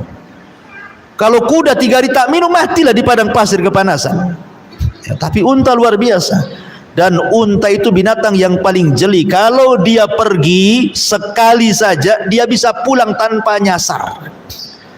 Padahal padang pasir kalau diinjak, datang angin, tertutuplah bekas injakannya kan, sehingga tidak ada bekas kita ini berjalan karena sudah tertutup dengan pasir yang terbawa angin. Tapi unta tahu kemana dia pergi, kemana dia pulang, nggak pernah nyasar. Tapi ingat, unta pun tidak akan melupakan orang yang menyakitinya. Pendendam unta ya. Kalau ibu nabok unta, maka unta akan ingat ibu sampai dia mati. Wajahnya nampak tuh, hidungnya, matanya, rambutnya semua. Tahu tuh kalau nampak dari jauh dikejar bu, mendendam. Dan dia hafal siapa yang menyakitinya. Mana ada binatang secerdas unta kayak gini coba. Belum lagi kemudian kencingnya pun obat unta itu ya. Nah, di zaman Rasul ada orang-orang Oronion itu yang sakit datang kepada Rasul, kemudian Rasul mengambil kencing air unta suruh minum, sembuh dia. Ya, jadi kalau ibu punya penyakit, minum banyak-banyak kencing unta. Ya. Tapi nggak ada di Indonesia. Titip sama orang umroh. Ya, minumnya sambil pegang hidung, ya, karena bau. Dan banyak lagi keistimewaan untanya. Tapi walaupun gitu, unta nurut sama pemiliknya. Walaupun anak-anak, kalau dia tahu anak itu pemilik dia, nurut, duduk, berdiri. Walaupun anak kecil, kalau tahu itu pemiliknya tuh. Tapi kalau bukan pemiliknya, tidak bisa diatur dia. Jadi memang luar biasa unta itu, dan banyak lagi keistimewaan unta luar biasa. Makanya Allah jadikan tanda-tanda kuasanya. Afala yang duruna ilal ibili kaifa khuliqat. Wa ilas samai kaifa rufi'at. Dan langit bagaimana ditinggikan. Langit itu bentuknya bangunan, tapi bisa bertahan di langit tanpa tiang dan tidak roboh ke bumi. Ini kuasa siapa? Kuasa Allah. Ya. Ada sebuah kisah Bani Israel ketika menjelaskan sifat Allah dalam ayat kursi itu, wala sinatun wala naum. Allah itu tidak pernah tidur apalagi ngantuk. Jadi Nabi Musa menghadap Allah Subhanahu wa taala. Nabi Musa kan kalimullah, kalimur rahman. Dia orang yang suka bicara dengan Allah Azza wa Jalla. Kemudian dia mengatakan kepada Allah kan, kenapa Allah tidak tersifati dengan sifat tidur dan ngantuk? Kemudian Musa suruh berdiri. Kemudian dua tangannya suruh seperti ini. Kemudian diletakkan satu piring di tangan kanannya, kemudian satu piring di tangan kirinya, kemudian diisi air. Kemudian Allah merintahkan agar diam seperti ini. Ya. Karena kelamaan Nabi Musa ngantuk dia. Ngantuk akhirnya terlepas piringnya, pecah pung gitu ya. Dan Allah mengatakan, ya Musa, kalau seandainya aku tersifati dengan sifat ngantuk apalagi tidur, maka alam semesta ini akan berlaku seperti piring yang kau pegang itu. Kalau sempat Allah ngantuk, wah bertabrakan semuanya tuh di langit, kiamat yang ada. Makanya Allah itu salah satu sifatnya, sifat sempurna bagi Allah itu tidak ngantuk dan tidak tidur. Tapi bagi manusia itu sifat yang tidak sempurna, orang tidak bisa tidur itu. Kalau ada orang tidak bisa tidur, itu sifat kurang bagi dia. Karena manusia itu sempurna kalau dia tidur. Kalau 2 hari bu tidak tidur, kepala itu pusing bu ya. Karena bukan sifat kita. Sifat kita itu ngantuk tidur. Makanya kalau sholat ngantuk kata Rasulullah, tidur dulu sesaat baru bangun supaya nggak ngoceh ketika sholatnya, supaya dia tahu apa yang dibaca gitu. Kalau orang ngantuk kan nggak tahu yang dibaca tuh. Ya, akhirnya baca salah dia. Ya. Ada orang yang baca salah itu ya, baca surat Qul ya ayyuhal kafirun la a'budu ma la apa la a'budu ma ta'budun wala antum abiduna ma a'bud lakum dinukum waladhdallin katanya. Lakum dinukum waladhdallin. Amin lagi lah kan jadinya. Kapan selesainya salatnya si ke Fatihah terus kan? Harusnya lakum dinukum waliyadin, lakum dinukum waladhdallin coba. Ya karena ngantuk kan itu ya. Jadi bahaya orang ngantuk itu. Salah-salah jadinya baca Quran. Jadi langit itu kuasa Allah, bangunan tapi tidak jatuh pada tidak ada tiangnya. Wa ilal jibali kaifa nusibat, dan gunung-gunung bagaimana ditegakkan. Maksudnya gunung-gunung bagaimana nusibat itu ditancapkan sebagai fasak. Sebab kalau tidak ada gunung lini ini kita jalan nggak bisa. Kenapa bumi itu istiqrar gitu ya? Kita bisa jalan pakai kaki bisa, pakai sepeda bisa, motor bisa, mobil, karena buminya diam. Coba kalau buminya gempa sedikit, oyong kita mau jalan. Siapa yang menjadikan bumi diam? Allah. Pakai apa? Pakai gunung ditancap-tancapkan jadi pasak. Makanya buminya diam. Nah, itulah kuasa Allah ya. Makanya pada hari kiamat caranya Allah membuat bumi ini hancur dengan cara apa? Dicabut dulu gunungnya. Dicabut dulu gunungnya, kemudian diterbangkan ke langit, ditubruk-tubrukan gunung satu dengan sehingga tinggal debunya. Makanya Allah mengatakan seperti kapas yang berterbangan, berhamburan. Ketika sudah tidak ada gunung, terjadi gempa, hancur bumi, ya kan? Kemudian wa ilal ardi kaifa sutihat, dan bumi bagaimana dihamparkan, ya, bagaimana dihamparkan sehingga kita bisa hidup, bisa bangun rumah gitu ya, karena Allah sudah fungsikan di beberapa tempat di bumi itu ada khusus perumahan, ada gunungnya, ada lautnya, ada sungainya, dan seimbang. Tidak ada air laut tumpah ke bumi, padahal secara teori lautan lebih tinggi dibandingkan daratan, tapi kenapa tidak tumpah coba? Ya, itu kuasa Allah lah kan gitu, ya, itu kuasa Allah subhanahu wa ta'ala. Kemudian Allah subhanahu wa ta'ala berfirman, fadzakir innama anta mudzakir lasta alaihim bimusaitir illa man tawalla wa kafar fayu'dzibuhullahul adzabal akbar inna ilaina iyabahum thumma inna alaina hisabahum. Maka berilah peringatan wahai Muhammad, sesungguhnya engkau wahai Muhammad hanyalah tugasnya memberi peringatan. Engkau bukan orang yang berkuasa atas mereka, kecuali jika ada orang yang berpaling lagi kafir, maka Allah akan mengazabnya dengan azab yang besar. Sesungguhnya kepada kamilah mereka akan kembali. Kemudian sesungguhnya kewajiban kamilah membuat hisab perhitungan atas mereka. Taib, ini ayat yang terakhir. Jadi Allah subhanahu wa ta'ala memerintahkan Rasul untuk memperingatkan manusia. Subhanallah. Kalau ibu sedikit saja memandang sejarah Nabi, bagaimana Nabi SAW berdakwah mengingatkan manusia itu luar biasa. Rasul itu berdakwah siangnya, malamnya, sembunyi-sembunyinya, terang-terangannya, menghabiskan waktunya, tenaganya, biayanya, hartanya, bahkan harta istrinya ludes untuk berdakwah. Walaupun demikian, tetap balasan orang-orang Quraisy itu ada yang mencaci, memaki, menghina, mengatakan Rasul gila, mengatakan Rasul tukang sihir, mengatakan Rasul pemecah belah. Akhirnya Rasul diintimidasi, akhirnya Rasul diusir. Terkadang ada rencana pembunuhan sampai hijrah dari Mekah ke Madinah. Coba bayangkan. Ini penderitaan Nabi luar biasa. Untuk siapa coba kalau bukan untuk kita? Tetapi Nabi SAW mengajarkan kepada kita agar jangan pernah lelah, jangan pernah bosan. Fadzakir, terus berikan peringatan, terutama kepada keluarga, kepada tetangga, kepada orang-orang. Innama anta mudzakir, karena tugas kita hanya memberikan peringatan. Apalagi tugas kita ini menyampaikan hidayah Allah kepada manusia. Soal hidayah itu diterima atau tidak, lasta alaihim bimusaitir, itu bukan urusan kita, bukan urusan Nabi.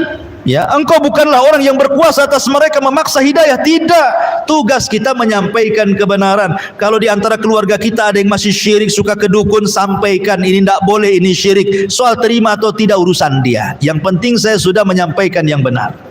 Ya. Kalau ada keluarga kita masih menyelisih sunnah Rasul, kita arahkan ini enggak boleh loh, enggak ada contohnya. Enggak terima, ya terserah dia. Terima alhamdulillah. Tapi kita tidak boleh memaksa. Tugas kita hanya menyampaikan saja ya. Ya. Menyampaikan hidayah Allah kepada mereka, karena taufik itu milik Allah. Sekelas Nabi saja Abu Lahab, pamannya justru jadi musuh. Sekelas Nabi saja Abu Thalib yang orang baik saja tetap saja tidak masuk Islam, padahal sudah mengakui agama Nabi, mati kafir gitu ya. Karena hidayah itu milik Allah, dan para Nabi diuji seperti itu. Istrinya Nuh kufur, istrinya Lut kufur, ayahnya Ibrahim kufur, dan begitu seterusnya. Karena apa? Lasta alaihim bimusaitir illa man tawalla wa kafar. Ini balasannya. Kalau ibu sudah menyampaikan hidayah kepada manusia tapi manusia menolaknya, malah berpaling kafir, itu bukan urusan ibu lagi, itu urusan Allah. Fayu'adzibuhullahul adzabal akbar, itu urusannya dengan Allah. Ada keluarga kita yang masih berbuat dosa maksiat, syirik dan bid'ah dan begitu seterusnya. Ibu peringatkan mereka. Kau tidak mau, sudah, kewajiban ibu sudah selesai menyampaikan kebenaran, tinggal dia dengan Allah urusannya. Itu maksudnya ya. Nanti itu ada urusan sendiri, perhitungan dia dengan Allah tuh.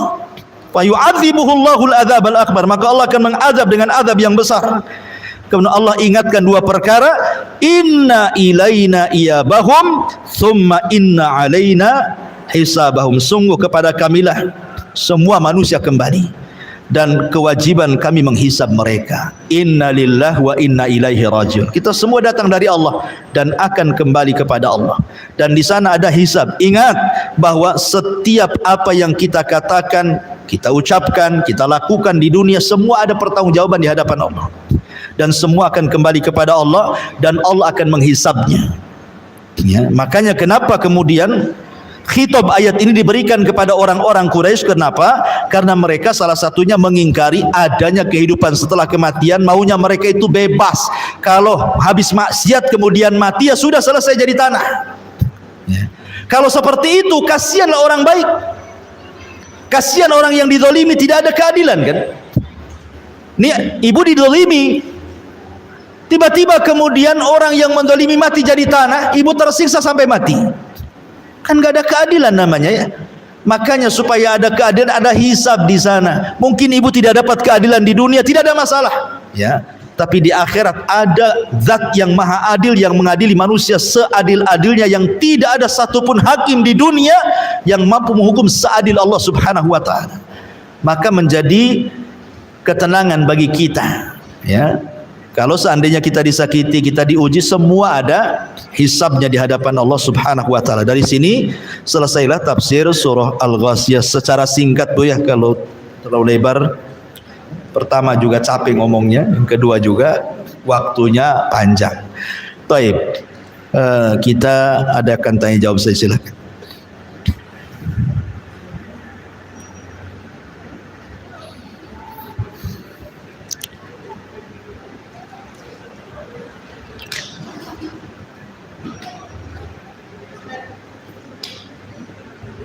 Ada mic enggak? Coba. Mana satu nih?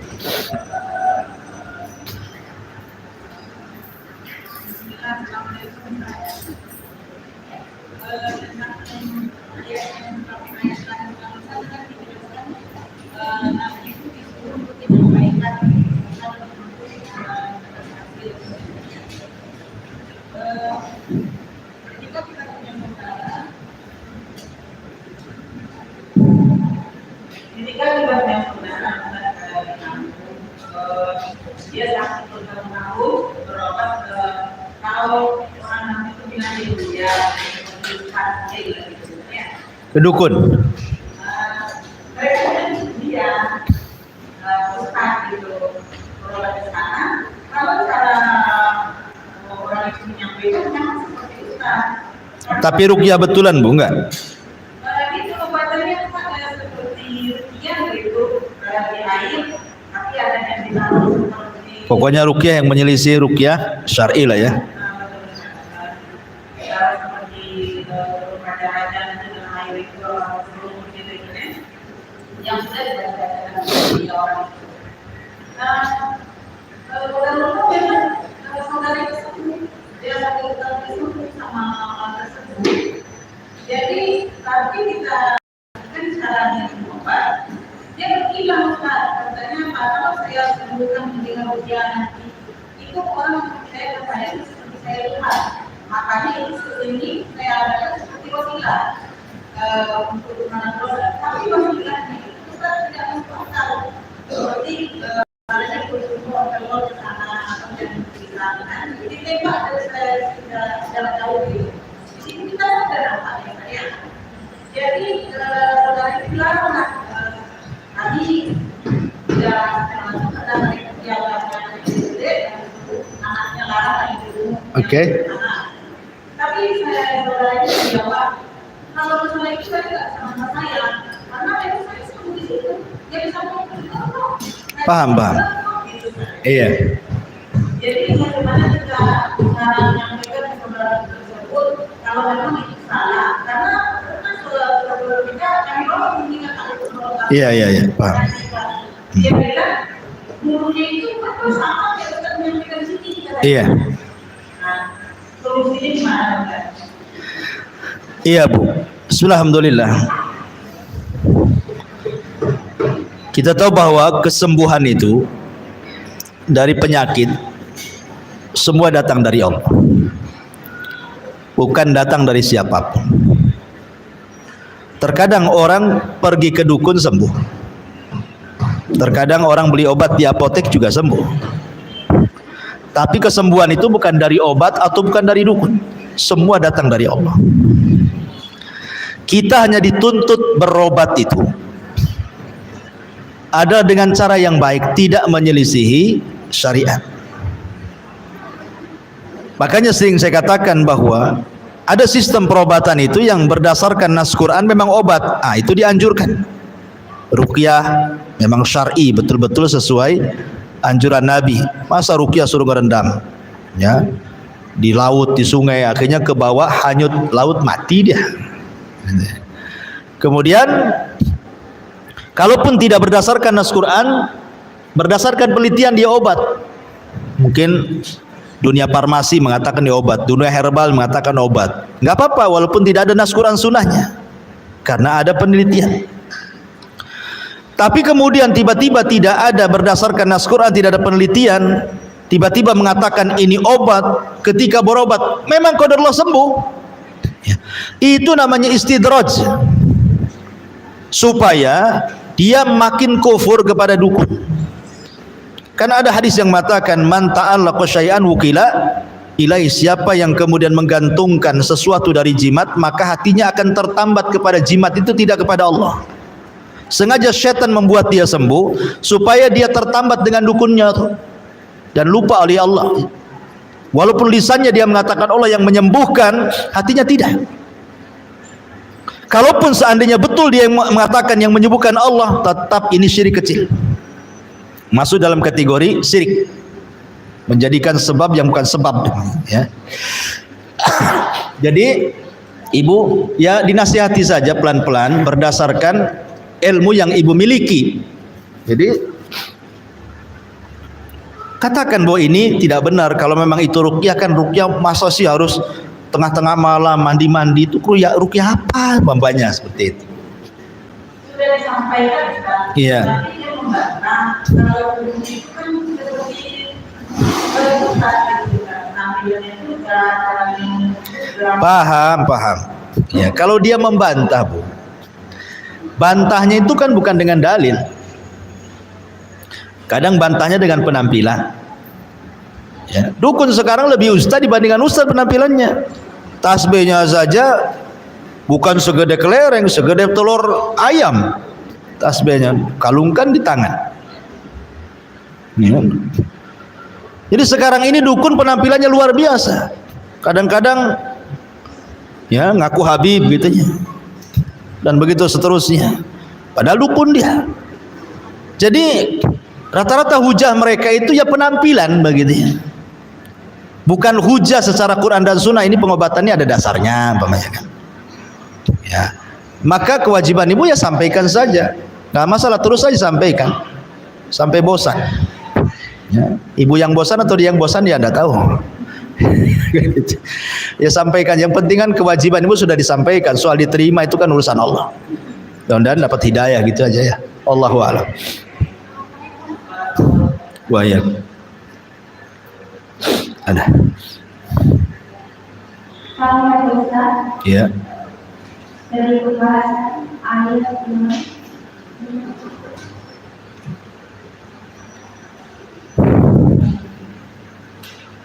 Wujuh yang tadi itu kan ada berbahasa tempat mengenai wajah-wajah kita ketika kita menerima catatan wajah yang termasuk cahaya, wajah yang berseri dan wajah yang diridhoi.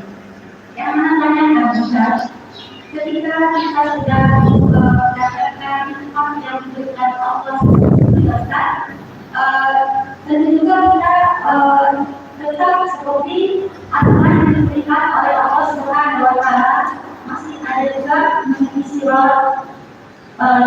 jalan-jalan menuju surga kan? Terus yang menanyakan lagi, apakah ketika kita menerima dengan wajah-wajah yang seperti ini, kita waktu berjalan menuju surga amankan atau ada jalan lain karena usaha yang lain? Iya. Ya, alhamdulillah. Golongan manusia itu di akhirat tentang hisab itu kan ada 3. Ada orang yang tidak dihisab sama sekali. Mereka direct keluar dari kuburan aja masuk surga orang tuh. Ya. Mereka bisa melesat dengan lesatan yang luar biasa dalam titian itu. Sehingga mereka sudah di pintu surga lah, nunggu masuk surga aja. Orang yang mereka tanpa hisab dan azab. Namanya tidak dihisab, ya tidak mungkin diazab.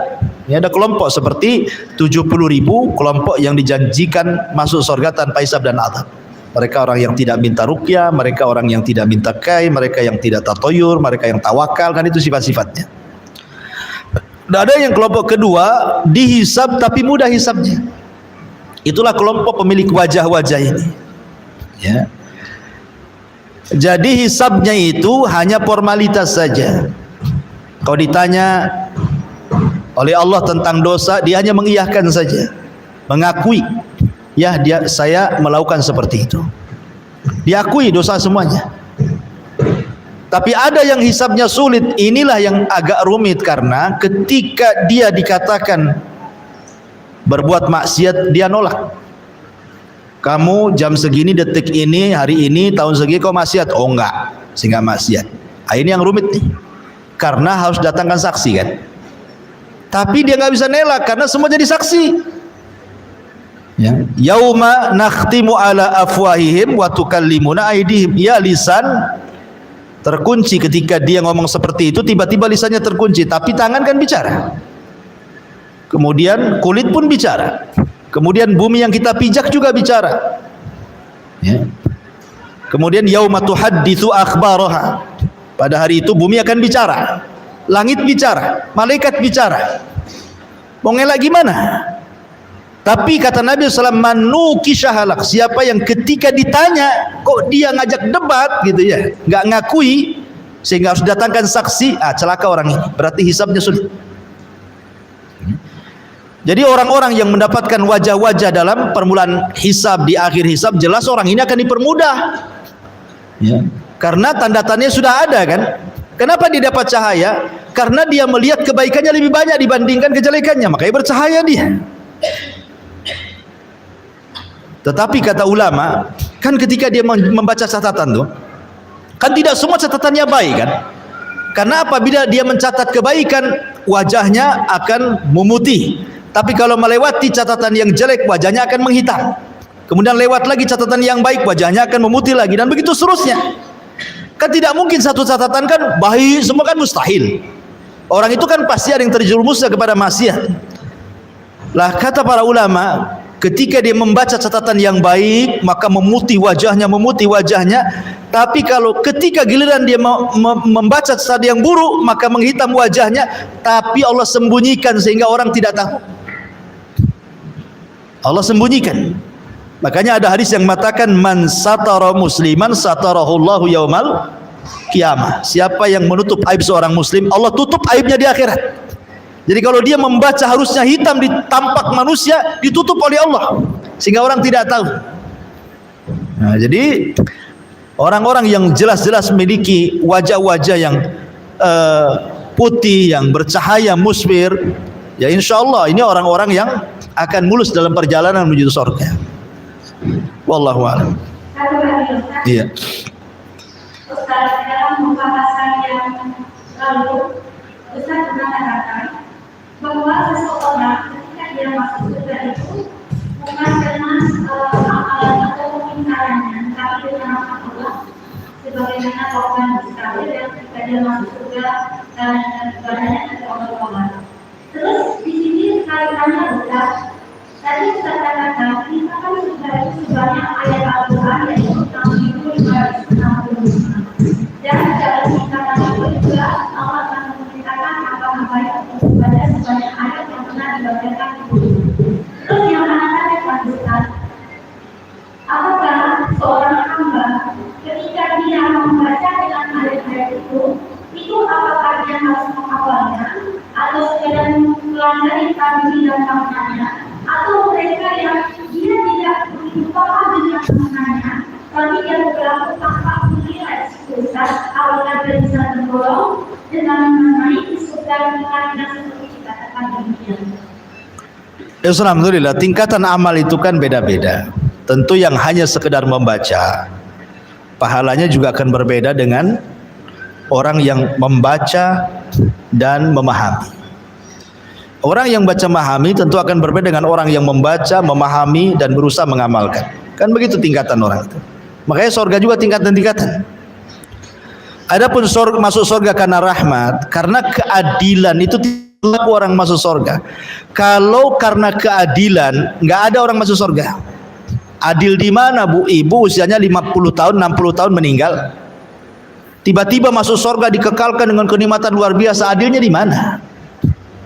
Nggak ada orang bisa masuk surga kalau karena keadilan kan. Makanya karena rahmat. Lah amal soleh itulah yang kemudian menentukan kita derajat di surga. Dan yang memudahkan perjalanan mulai dari kubur kemudian sampai perjalanan di padang mahsyar sampai kemudian di pintu surga, itu kan amal kita ya, yang memudahkannya itu. Nah, tetapi ketika dimasukkan ke dalam surga bukan karena amalannya tapi karena rahmatnya. Karena nggak mungkin adil, surga yang sedemikian indahnya amalan kita sedikit tahu-tahu membeli surga dengan pahala kita, ya nggak kebeli lah kan gitu. Kalau bukan karena rahmat tidak akan orang bisa masuk surga, karena nggak mungkin dapat gitu. Cuman amal itu penting karena itu juga yang menentukan amal itu mendapatkan rahmat. Amal itulah yang mendapatkan rahmat. Dan orang itu masuk surga bertingkat-tingkat itu karena manusia juga bertingkat-tingkat. Dalam ibadah itu kan bertingkat-tingkat. Orang itu dalam beribadah seperti Allah ngasih rizki, Bu. Seperti orang ngasih rizki kan gitu ya. Ada orang yang jadi satpam, gajinya sekian. Ada orang yang jadi manajer, gajinya sekian. Ada orang jadi anggota dewan, gajinya sekian. Ada orang, itu rizki itu kan Allah sudah bagi-bagikan. Jadi Allah juga membagi-bagikan amal itu sebagaimana Allah bagi-bagikan rizki. Innallaha qasamal a'mal kama qasama rizqah. Kata Imam Malik, Allah itu membagi-bagi amal kepada hamba-hambanya sebagaimana Allah membagi-bagi rizki. Maksudnya begini, ada orang yang dimudahkan sholat sunnah tapi tidak dimudahkan sholat qiyamul lail, berarti rizkinya di sholat sunnah. Ada orang dimudahkan untuk qiyamul lail tapi tidak dimudahkan dia puasa sunnah, berarti rizkinya di sholat malam, tidak dapat rizki di puasa sunnah. Ada yang di puasa sunnah dia mudahkan dan begitu seterusnya. Makanya dari sini tidak boleh mencela amalan orang lain ya. Ada seseorang mencela Imam Malik, namanya Abdul Aziz ibnu siapa namanya, lupa, pokoknya namanya Abdullah ibn Abdul Aziz ibn Al-Ghumari kalau nggak salah. Dia seorang ahli ibadah. Sholatnya luar biasa, puasanya luar biasa, bacaan Qurannya luar biasa. Sementara Imam Malik itu tidak dikenal ibadahnya, tapi dikenal hadisnya. Dia sudah mengajar hadis, ya kan? Tapi ibadah sunnahnya kurang. Imam Malik itu disurati sama orang ini agar Imam Malik itu berubah. Kau kan seorang ulama, ya. Bagusnya kau giatkanlah ibadahmu, sholat malammu, sholat puasa sunnahmu, baca Quran, macam-macam dinasihati. Imam Malik akhirnya membantah, ngirim surat balik. Nah, salah satu bantahannya kalimat tadi itu, bahwa Allah itu membagi amal sebagaimana Allah membagi rizki. Boleh jadi orang digiatkan di sholat malam, dia tidak digiatkan di puasa sunnah. Barangkali orang giat puasa sunnah tidak digiatkan dibaca Quran, kan begitu. Masing-masing itu orang punya kelebihan. Tetapi kata Imam Malik, walaupun demikian aku tidak pernah merendahkan diri. Dan ingat bahwa para pendakwah itu, orang yang mempelajari ilmu dan mengajarkannya, jauh lebih mulia dibandingkan ahli ibadah. Kata Imam Malik kan jawabannya tuh ya. Makanya penting orang itu untuk tidak saling mencela. Karena ada seorang murid yang kurang ajar sama ustadznya kan, kadang-kadang kan. Dia sudah diberikan ilmu banyak sama ustadz. Tapi mungkin ustadz ini mungkin nampaknya jarang sholat sunnah. Muridnya pula sholat sunnahnya rajin gitu ya. Mungkin ustadznya hari puasa Senin Kamis kalau ngajar kok minum, berarti tidak puasa sunnah dia. Sementara muridnya puasa sunnah terus. Dicela ustadznya. Kok ustadz kalah dengan saya? Harusnya ustadz gak kayak gitulah kan gitu. Ini sama kasusnya orang ini dengan Imam Malik kan. Tapi Imam Malik membantah, walaupun demikian ingat, pelajar ahli ilmu dan mengajarkan ilmu jauh lebih hebat dibandingkan kalian yang ahli ibadah, kata Imam Malik. Ya. Sebab yang ahli ibadah itu ya manfaatnya untuk dirinya saja, sementara ahli ilmu siapa bisa berdakwah kan manfaat untuk dia dan orang lain, gitu maksudnya kan. Nah, maka dari sini jangan saling mencela, apalagi kemudian menghina ustadznya pula gara-gara masalah sedikit dicela ustadznya. Ya gimana ceritanya? Hargai kan gitu. Ulama lebih hebat dibandingkan ahli ibadah. Kadang-kadang muridnya ini baru mungkin sebulan dia rajin ibadah gitu. Baru sebulan, 2 bulan, 3 bulan, atau setahun mungkin rajin ibadah. Tengok ustadznya kurang, sholat sunnahnya kurang. Ustadz apa ini katanya? Padahal dia ngaji sama dia gitu ya. Dihinakannya pula ustadz. Siapa kita dengan ustadz itu, gitu maksudnya. Kembali bahwa itu ada tingkatan-tingkatan semuanya. Dan baca Quran juga sama. Ada yang memang diberikan rezeki dia hanya bisa membaca saja, ya dapat pahala di situ. Ada yang diberikan rezeki mampu menghafal tafsirnya, ada yang diberikan bisa mengamalkannya. Ya, tingkatan-tingkatan lah pahalanya. Wallahu a'lam. Iya.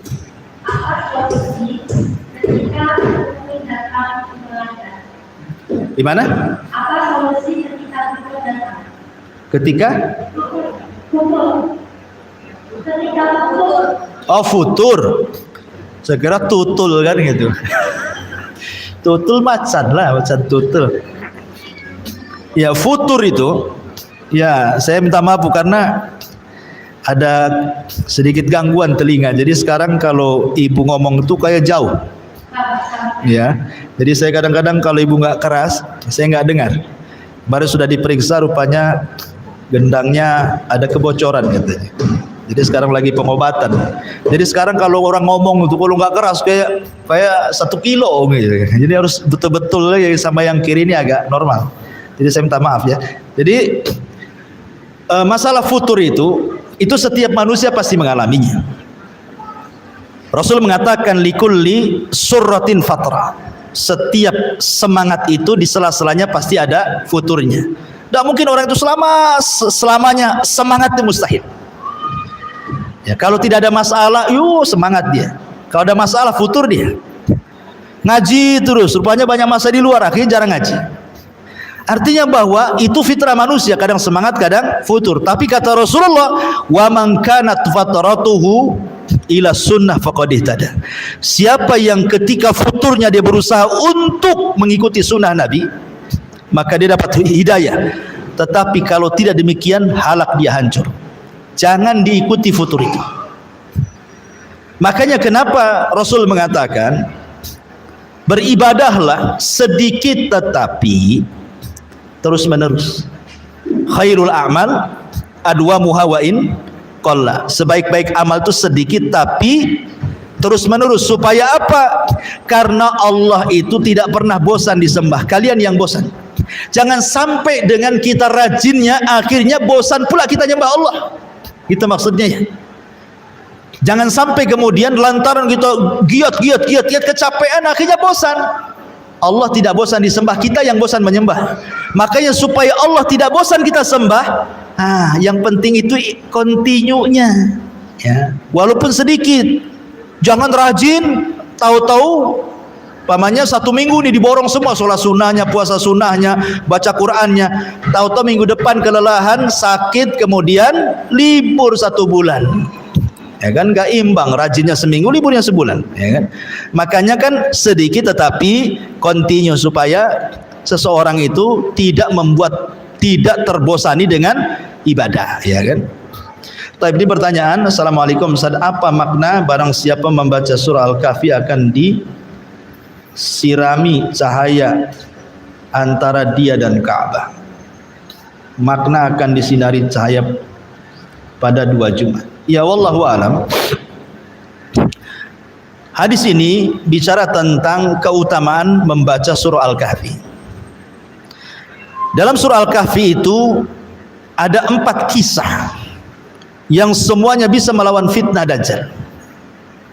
Pertama kisah Ashabul Kahfi, kemudian kisah pemilik 2 kebun, kemudian kisah Nabi Musa dan Khidir, kemudian kisah Dzulqarnain.